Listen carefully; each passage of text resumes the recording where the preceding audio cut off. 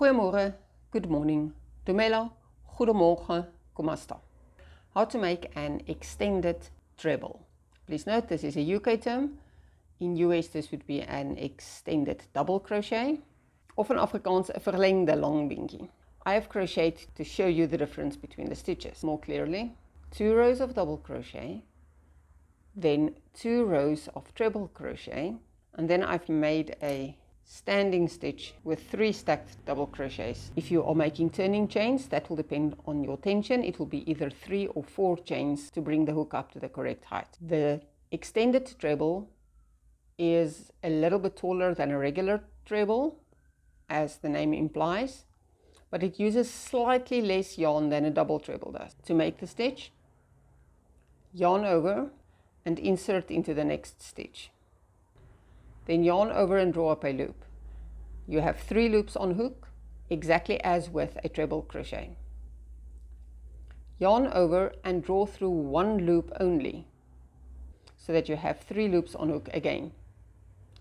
Yarn over and pull through 2 loops, as you would with a treble crochet. Yarn over and pull through 2 loops again. Let's see that again.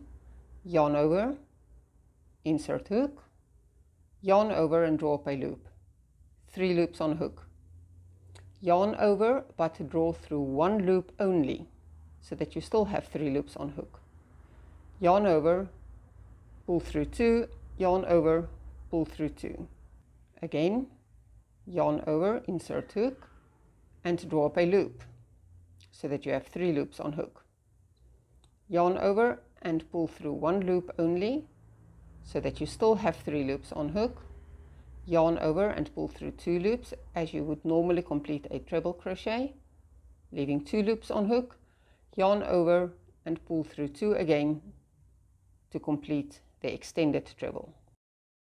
Yarn over once, 3 loops, 1,